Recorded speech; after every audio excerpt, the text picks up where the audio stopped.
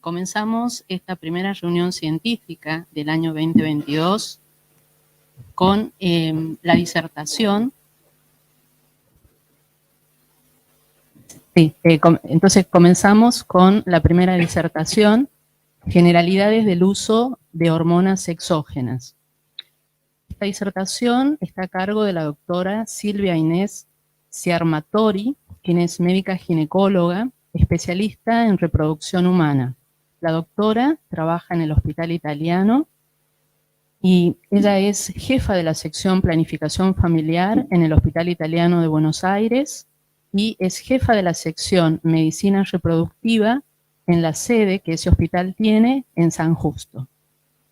Como actividad docente podemos destacar que es jefa de trabajos prácticos tanto en la Universidad de Buenos Aires como en el Instituto Universitario del Hospital Italiano. Además, ella es miembro del Comité Científico de la Asociación Latinoamericana de Endocrinología Ginecológica, fue presidenta de la Asociación Médica Argentina de Anticoncepción y además fue editora jefa de la revista Reproducción. Por favor, doctora.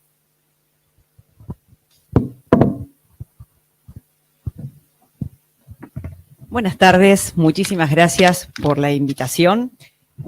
Les confieso que he hablado muchas veces en ámbitos no ginecológicos frente a cardiólogos, endocrinólogos, clínicos, pediatras, cirujanos especialistas en trasplantes, pero es la primera vez que estoy entre hematólogos y me dieron una bienvenida que ya estoy como en mi casa.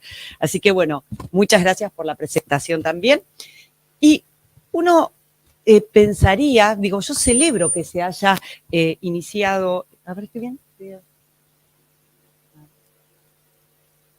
A ver si lo más puede ser. Me parece que...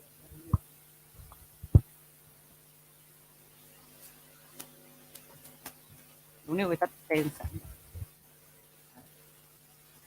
Entonces, bueno, digo, celebro que se haya elegido este tema para introducir la jornada, porque uno pensaría inicialmente, ¿cuán importante es el uso de hormonas exógenas? ¿Tan frecuente se utiliza esto? Y la verdad es que sí, que yo les decía a los chicos cuando les daba la clase de hormonoterapia en pregrado, decía, primero lo tienen que saber porque se lo van a tomar en el examen. Pero por otro lado, casi todos los tratamientos que hacemos en ginecología habitualmente tienen, aunque sea un touch de tratamiento hormonal.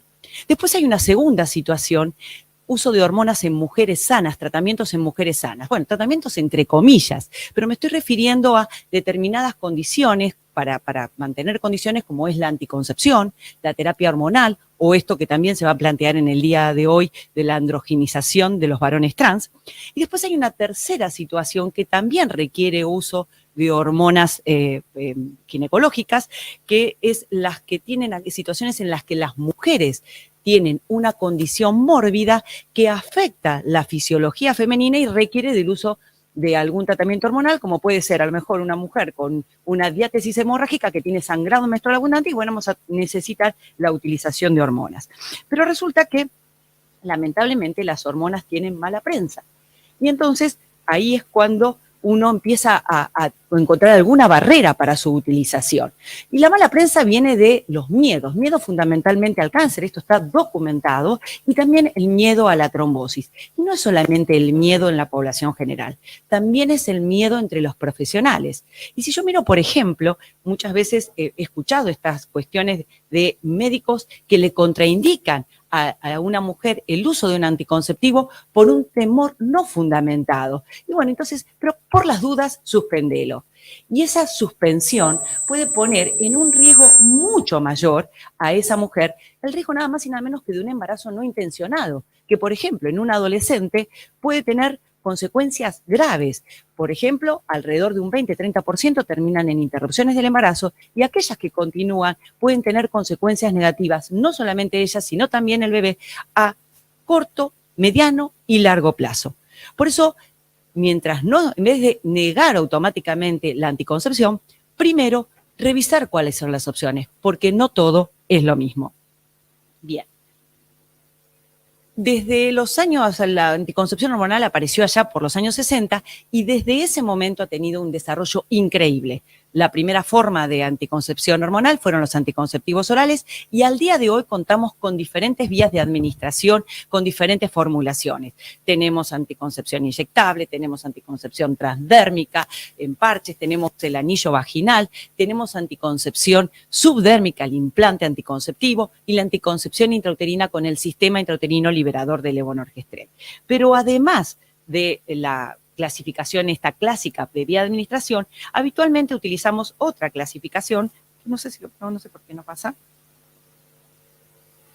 que es la clasificación basada en la composición.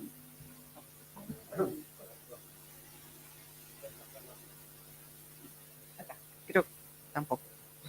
Ni la compu ni... Bien, sigo contándoles entonces. También desde el punto de vista de la composición tenemos dos categorías. Por un lado, bueno, se los voy contando igual porque igual esto... Te dejo el lugarcito. Tenemos la anticoncepción, dos categorías. Una anticoncepción, que es la anticoncepción hormonal combinada, que contiene los estrógenos y un gestágeno. Y por el otro lado, la anticoncepción de solo gestágeno, que también hoy se llama anticoncepción libre de estrógenos, que es un nombre más marketinero, y dentro de esas dos categorías, a su vez, tenemos diferentes formulaciones. Dentro de la anticoncepción hormonal combinada, tenemos las clásicas pastillas, el anillo vaginal y el parche transdérmico y también el inyectable combinado. Y dentro de lo que es el gestágeno solo, tenemos también la formulación oral de pastillas de solo gestágeno. Ahí está. Bien. La pastilla, les decía, las 4 alternativas. Voy a poner acá. Ahí está. Me voy a manejar con esto, si es que no se me cae.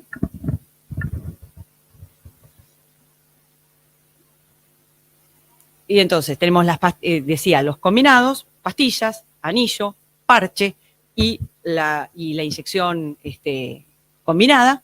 Y por el otro lado, de solo gestágenos, tenemos también las pastillas, el inyectable trimestral que no se está consiguiendo en nuestro medio y dos métodos de larga duración que son el implante anticonceptivo subdérmico y el sistema intrauterino liberador de levonorgestrel. A poco de aparecer, la anticoncepción hormonal combinada se topó con un gran problema, la aparición de eventos trombóticos.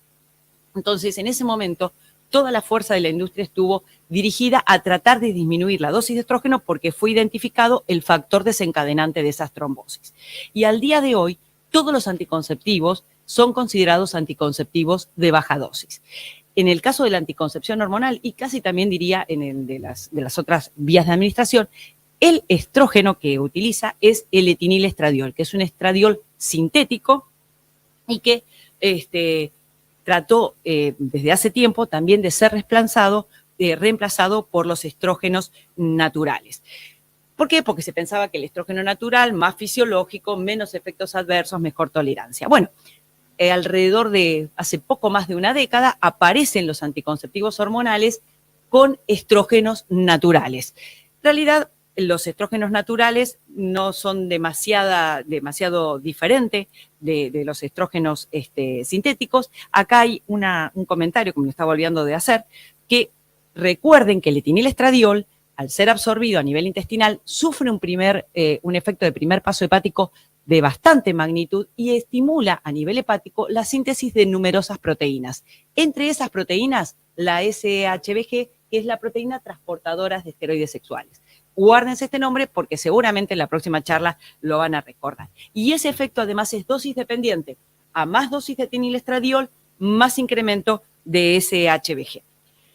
Por otro lado, les contaba, los estrógenos naturales fueron incorporados en las formulaciones anticonceptivas hace aproximadamente 12 años.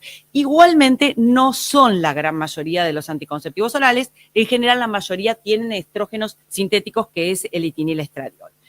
Y una cosa que hace importante en el tema de hoy es que a nivel hemostático también los anticonceptivos con estrógenos naturales, 17-beta-estradiol, se ha observado que producen ciertos cambios, tanto aumento de los factores procoagulantes pero que son de menor magnitud que los que produce el etinestradiol, y a la inversa, los factores anticoagulantes, los parámetros anticoagulantes, tienen un descenso, pero que es de menor magnitud que el que produce el antiguo etinilestradiol.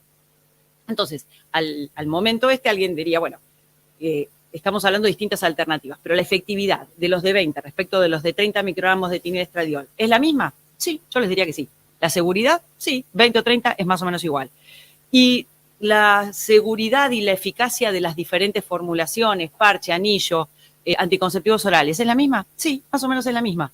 Y la efectividad de los anticonceptivos con estrógenos naturales versus los que tienen etinilestradiol, ¿es la misma? Sí, no hay grandes diferencias. ¿Y en la seguridad? Sí, diríamos que casi es la misma. Pero ¿cómo? ¿Los estrógenos naturales no tienen menos impacto en los parámetros hemostáticos? Sí, tienen, pero eso no necesariamente se traduce en un menor número de eventos trombóticos, pero igual no quiero adelantarme a la próxima charla. Hablamos de estrógenos. El otro componente son los gestágenos.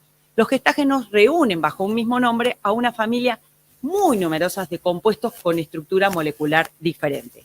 Los que más utilizamos nosotros son los derivados 19-nor, el levonorgestrel, el gestodeno, el desogestrel. El acetato de ciproterona no lo utilizamos actualmente mucho. Y después dos que sí se utilizan muchísimo, sobre todo la drospirenona y el dienogest. Pero además de tener estructura molecular diferente, los gestágenos tienen unión con diferente afinidad y diferente efecto agonista-antagonista a 4 receptores distintos: al receptor de progesterona, al receptor de glucocorticoide, al receptor de mineralocorticoide y al receptor de andrógeno. Esto hace que al tener diferente afinidad y diferente acción agonista-antagonista, tengan efectos en algunos casos bastante diferentes. Y por otro lado, para completar... ¡Oh, no me digas que se paró de nuevo! Sí, se tildó. A ver si me voy a dar una mano con él. Para completar, les decía hoy, para terminar de complicarlos más en el tema clasificaciones, pero se los tengo que contar porque mucha de la literatura, y sobre todo en relación a los parámetros hemostáticos, tiene que ver con la generación. Y habrán oído anticonceptivos de segunda, de tercera, de cuarta generación. Esto tiene que ver con el tiempo cronológico en que fueron apareciendo los diferentes... Sí. Esto tiene que ver con los diferentes tiempos en que fueron apareciendo esos gestágenos. Que fueron apareciendo. Entonces, los de primera generación ya ni se usan porque eran los anticonceptivos de altas dosis, y con mestranol tenían otro, ni siquiera tenían el etinestradiol. Y posteriormente fueron apareciendo los más actuales que sí siguen en el mercado, y de acuerdo al gestágeno que tengan, los de segunda generación son los que se combinan con levonorgestrel, los que se combinan con desogestrel y gestodeno son los de tercera generación, y los de cuarta generación son los que tienen como gestágeno la drospirenona y el dienogest.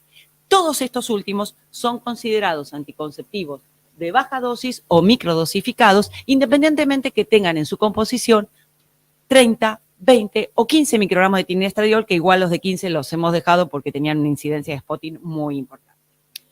Entonces, bueno, y después ustedes me podrían preguntar, bueno, ¿es diferente la eficacia entre los diferentes gestágenos? No, son todos iguales. Todos son buenos, todos tienen altísima eficacia cuando se utilizan bien.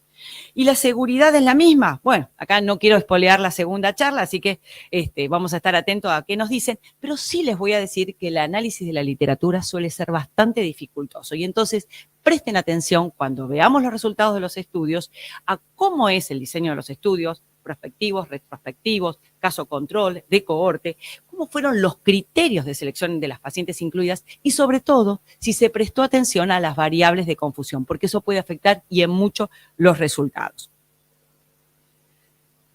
Y decía también, si viendo todo esto, si la eficacia de las formulaciones, de las diferentes formulaciones es más o menos la misma, y si la seguridad de las diferentes formulaciones son generalmente las mismas, podrían preguntarme, sobre todo desde una mirada bien pragmática masculina, dirían, ¿y para qué tienen las mujeres tantas pastillitas de distintos colores y tantos anticonceptivos diferentes? Bueno, en primer lugar porque no todas las mujeres son iguales. Y básicamente porque además los anticonceptivos, además de poder darnos una excelente eficacia anticonceptiva, también nos permiten aprovechar muchos otros efectos beneficiosos no contraceptivos. Y además, como las mujeres son distintas, podemos minimizar, de acuerdo al perfil de cada mujer, los efectos adversos. Bien, hablamos de anticoncepción hormonal combinada, anticoncepción de gestágenos solos. O, como decía últimamente, anticoncepción libres de estrógeno. Esto dirían mis hijos, garpa más. Y entonces, ¿qué contamos? ¿Qué opciones tenemos dentro de anticoncepción libre de estrógenos? También pastillas, la medroxiprogesterona trimestral inyectable, que no contamos con ella en la actualidad, y el sistema intrauterino liberador de levonorgestrel y el implante anticonceptivo subdérmico. Las pastillas, salvo la minipíldora, que ya tampoco la utilizamos, la típica pastillita para la lactancia, el desogestrel solo y la drospirenona sola, la última incorporación ahora en el 2020, que inclusive se desarrolló acá, aparte en Argentina, son un anticonceptivo de muy buena eficacia. Podríamos decir que es un poquito menos que las combinadas, pero bien utilizadas tienen alta eficacia anticonceptivo y son fundamentalmente sin riesgo. Entonces la damos tranquilos en mujeres que tengan factores de riesgo, inclusive mujeres que hayan tenido eventos trombóticos. Y el único problema que tienen es que no tienen un control de sangrado tan bueno como sí lo tienen las pastillas combinadas. Y después, dos de lo que serían las vedettes de la anticoncepción en la actualidad, los métodos de larga duración, los LARCs, Long Acting Reversible Contraception, que son métodos reversibles de larga duración. Y decimos que son la vedette porque nos dan una altísima eficacia anticonceptiva, no dependiente de la usuaria, y además, en este caso, al ser de gestágeno solo, pueden ser utilizadas por muchas mujeres que tienen determinados factores de riesgo. El sistema intrauterino de levonorgestrel, el clásico, Mirena es la marca comercial, todos seguramente lo habrán escuchado alguna vez porque los hematólogos, hasta los hematólogos no piden ponerle un Mirena, tiene también en la actualidad dos alternativas diferentes con menor dosis, una de 3 años de 13.5 y otra de 19.5 de miligramos de levonorgestrel, y tienen como característica general es la drástica reducción del sangrado, que es sumamente beneficioso, sobre todo para aquellas mujeres con historia de sangrado menstrual abundante. Y como decía, al ser de gestágeno solo, pueden ser utilizadas por mujeres que tienen antecedentes de trombosis. Dejo la anticoncepción, me voy a la terapia hormonal de la menopausia, que es el nombre correcto y no terapia de reemplazo hormonal, pero todo el mundo la conoce. Por eso recuerdan que esto salió aproximadamente en los 60, yo no había nacido todavía, y realmente en ese momento salía como pancito caliente, la mujer entraba en la menopausia y automáticamente se le daba. ¿Por qué? Porque tenía seguramente alguna condición de estas que está acá y tenía el objetivo, se tildó de nuevo esto. A ver si me ayudan con una mano con esto. Tenía, ya estoy canchera, ya me lo saco yo sola. Y tenía como objetivo prevenir la enfermedad cardiovascular, prevenir los eventos trombóticos, la enfermedad cardiovascular y la osteoporosis, y el tratamiento fundamental de los síntomas de la menopausia. Pero, ¿qué pasó? Alrededor de los fines de los 90, años 2000, sale un trabajo que tira por tierra todo esto, porque en realidad, si bien se mostraba algunos beneficios, resulta que, por otro lado, mostraba demasiados riesgos, sobre todo a nivel cardiovascular y a nivel de riesgo oncológico. Con lo cual, como pasa muchas veces en los eventos en la medicina, de dárselo a todo el mundo, no se lo damos a nadie, y al día de hoy, ya en el año 2000, en la década del 20, entendimos que la indicación debe ser personalizada. Y hay mujeres que efectivamente van a poder usufructuar los beneficios de este tipo de tratamiento, y entonces, teniendo en cuenta ciertas consideraciones, se los vamos a poder dar sin problema y además con controles bien individualizados. Podríamos decir que la terapia hormonal tenemos 3 categorías. Una es la de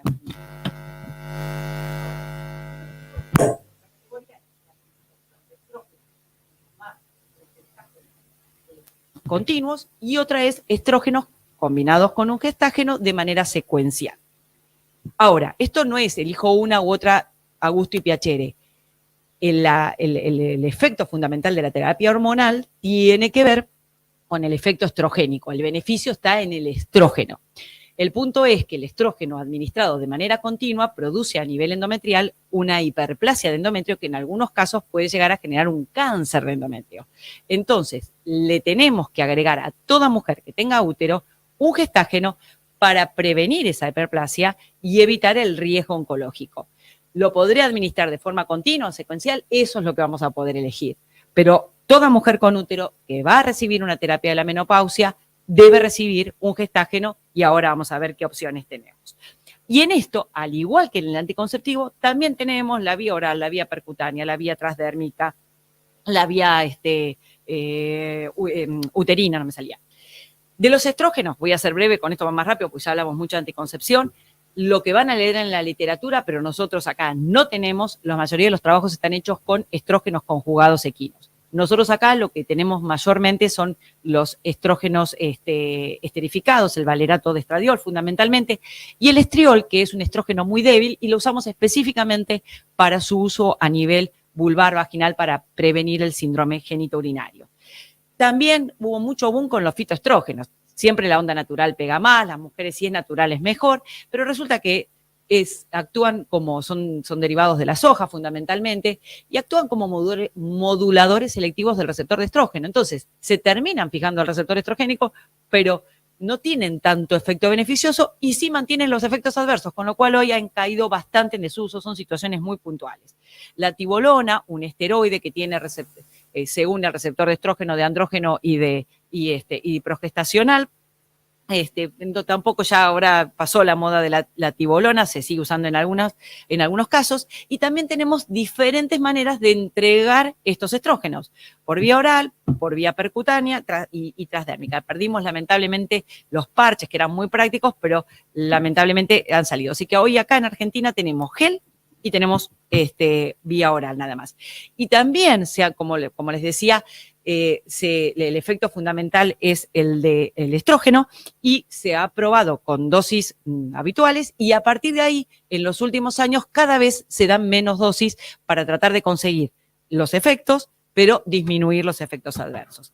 Y en relación a los gestágenos que se utilizan en la terapia hormonal de la menopausia, el clásico también ha sido la medroxiprogesterona. Hoy en nuestro medio no está. Se prefiere inclusive la progesterona en general, porque sí, acá es más natural. Está la progesterona micronizada en dosis de 100, de 200 miligramos, que se puede administrar por vía oral la pastillita y la misma pastillita se puede poner por vía vaginal como si fuera una especie de óvulo. Otros gestágenos sintéticos también se utilizan con los mismos beneficios, el acetato de nomegestrol, la drospirenona, la noretisterona, y el levonorgestrel también en la formulación intrauterina. Como decía, vías oral, vía vaginal, vía uterina, y los esquemas que pueden ser todo el tiempo, pero como el efecto fundamental lo hace el estrógeno, en general la tendencia es a cuanto menos use, mejor. Y lo puedo usar, primero se decía, si es secuencial, 12 días una vez por mes. Después se probó que 12 días cada 2 meses también servía para proteger el endometrio. Y ahora también se sabe que 12 días cada 3 meses en muchas mujeres también sirve. Es el esquema estacional, una vez en otoño, una vez en primavera, una vez en verano y otra vez en invierno. No me digas que se tildó de nuevo. No me quiere esta computadora.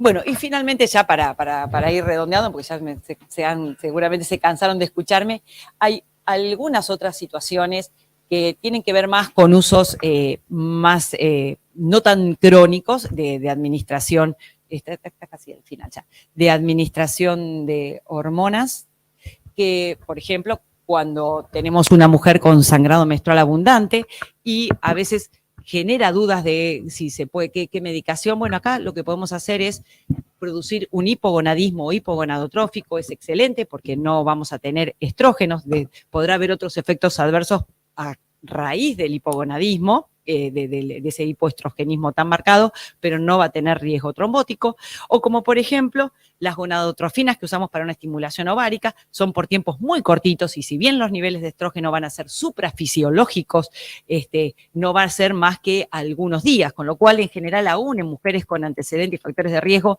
le decimos a los hematólogos que se queden tranquilos que no lo vamos a usar por mucho tiempo. Después también se pueden utilizar los gestágenos, no como anticonceptivos, pero para manejar el sangrado menstrual abundante. y tratamientos o a veces más largos, como puede ser el uso del tamoxifeno, que es un modulador selectivo de los receptores estrogénicos como quimioprofilaxis, que también tiene cierto riesgo, pero frente al beneficio que le otorga a esa mujer que tuvo un antecedente de cáncer de mama, no dudamos en dárselo a menos que tenga muchos factores de riesgo.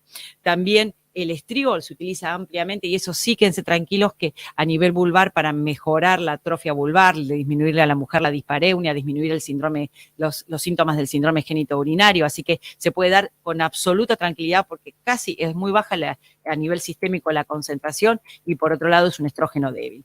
Y también otro de los gestágenos que usamos muchas veces, que no es como anticoncepción, sino el dienogés para disminuir la difusión de la endometriosis. Como esto, un montón de situaciones que no, simplemente nombro estas como para darle la tranquilidad que se pueden utilizar hormonas sin contribuir a un riesgo importante. Así que ya para terminar, y prometo que no hablo más, ¿es frecuente el uso de hormonas? Sí, es muy frecuente. El universo de prescripciones de hormonas ginecológicas es enorme, pero tener en cuenta que no todo es lo mismo. Las hormonas son diferentes, sus acciones, dependiendo de la vía de administración, de las dosis que utilicemos, van a ser diferentes. En lo que respecta a anticoncepción, yo creo que, digamos, como ustedes como hematólogos tienen que tener la división esta importante de anticoncepción hormonal combinada y anticoncepción libre de estrógenos, como para poder optar dependiendo de cuál es la mujer que tengan adelante. En relación a las terapias hormonales, sabemos que las terapias transdérmicas en general no incrementan sustancialmente el riesgo y sí las que son vía oral y fundamentalmente las que son combinadas. Entonces ahí sí prestar atención a lo que le pasa a la mujer. Y finalmente, y esta conclusión, con esto termino, yo estoy segura que las hormonas no son malas. Sin embargo, algunas mujeres pueden no ser tan buenas para el uso de determinadas hormonas. Bueno, nada más. Muchas gracias.